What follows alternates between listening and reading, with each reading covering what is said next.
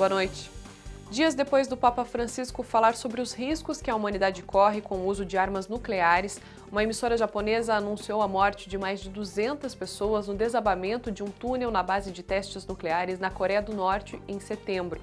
Este era o 6º teste atômico feito pelo país. 8 pessoas morreram em um atentado em Nova York na tarde de ontem. Um homem avançou com uma caminhonete sobre uma ciclovia perto da margem do rio Hudson, no sudeste da ilha de Manhattan. Entre as vítimas estão 5 argentinos.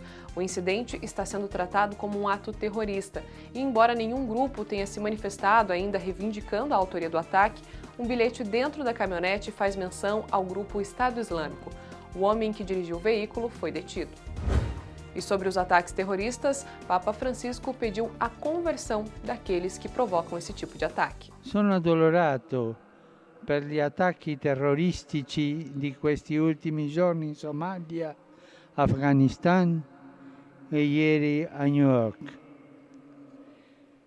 Nel deplorare tali atti di violenza, prego per i defunti, per i feriti e i loro familiari.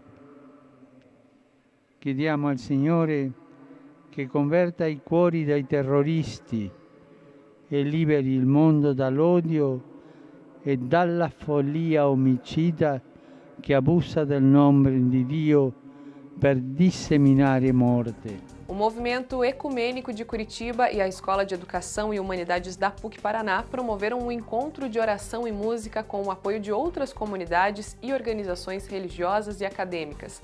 O evento foi na comunidade do Redentor, ligada à Igreja Evangélica de Confissão Luterana no Brasil. A programação reuniu cristãos de diferentes confissões para um momento de oração inspirado na mística da comunidade ecumênica de Taizé. O Regional Sul 1 da CNBB, que é formado pelas dioceses do estado de São Paulo, lançou uma série de vídeos sobre as ações missionárias na Amazônia e na diocese de Pemba, em Moçambique, na África. Localizada no norte de Moçambique, a Diocese de Pemba possui uma extensão com mais de 82 mil quilômetros quadrados, o que, em comparação, é quase do mesmo tamanho de Portugal. Com cerca de 2 milhões de habitantes, sua população é formada, em sua maioria, por muçulmanos. Os cristãos católicos representam apenas 30% deste total. A região sofre com as secas prolongadas, a falta de recursos materiais e a carência na saúde e educação. A Diocese de Pemba, que é a diocese de um bispo brasileiro, Dom Luiz, que está lá, e ele pediu então ao nosso Regional Sul 1 da CNBB que fizéssemos uma ajuda missionária, e em todos os aspectos, de pessoas, de recursos, materiais e tal. Decidimos então fazer essa ajuda, nos dispormos para isso.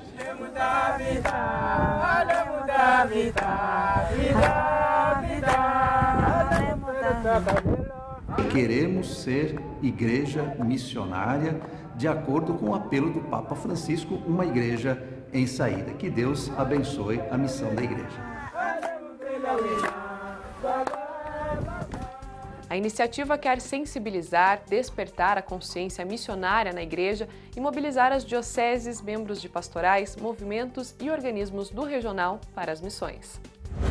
A partir de hoje, tem novidade sobre a suspensão de carteiras de motoristas que atingirem 20 pontos. Os detalhes com a repórter Rossana Bittencourt. Os motoristas que cometerem infrações depois do dia 1º de novembro de 2016 e somarem 20 pontos na carteira em menos de um ano, vão ter o direito de dirigir suspenso por 6 meses. Sobre esse assunto, a gente vai conversar com Eric Costa, que é chefe da divisão de penalidades de CNH do Detran Paraná, que explica um pouco mais, Eric, como que funciona essa suspensão. A suspensão agora passou a ser de 6 meses para as infrações cometidas a partir de 1º de novembro de 2016. O condutor que tiver essa suspensão deverá entregar a habilitação, cumprir essa suspensão pelo período de 6 meses e, nesse período, realizar o curso de reciclagem para, após o período de 6 meses, poder reaver o direito de dirigir. O que acontece com quem for pego dirigindo com a carteira suspensa? O condutor que mesmo depois desse período continuar dirigindo, a habilitação entregou ela, ele continuou dirigindo, ele for abordado em fiscalização de trânsito ou for constatado que ele continua dirigindo, ele terá o direito de dirigir dele ou a habilitação cassada, né? O documento dele será cassado. A cassação, além de ser uma infração administrativa, ele poderá responder caso cometendo um perigo de dano por um crime de trânsito, né? E administrativamente ele tem esse direito suspenso por 2 anos. Além desses, nos 2 anos ele vai ter que realizar um curso de reciclagem e posteriormente realizar o processo de reabilitação.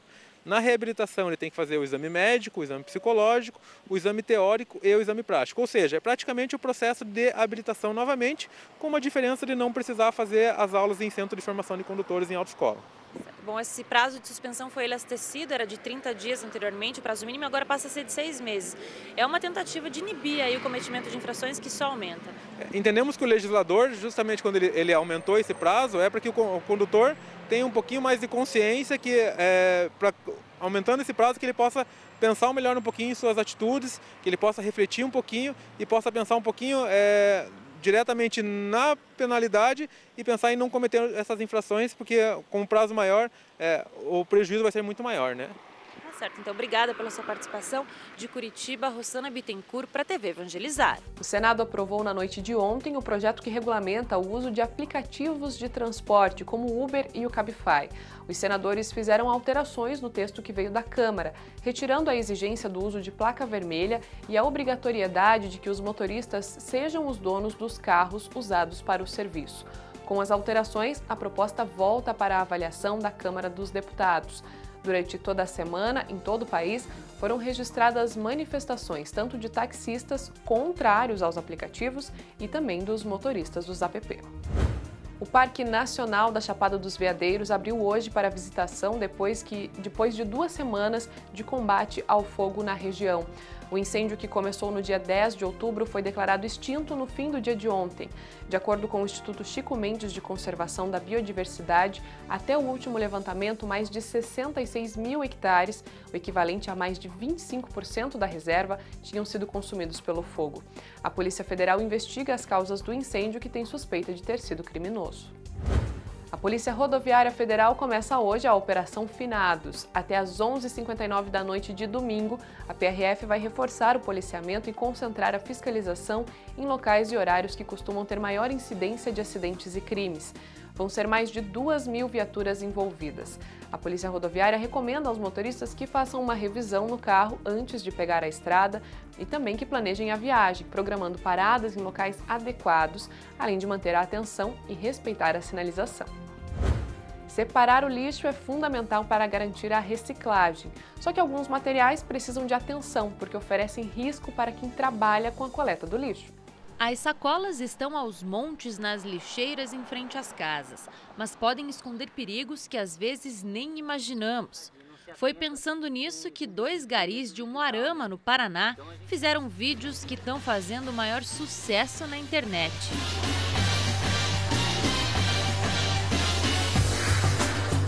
As dicas dos dois são valiosas e o Rogério sabe bem disso. Ele também é gari. Trabalha há 7 anos na coleta em Curitiba. As luvas são as fiéis companheiras. Sem o equipamento de proteção individual, não tem como trabalhar.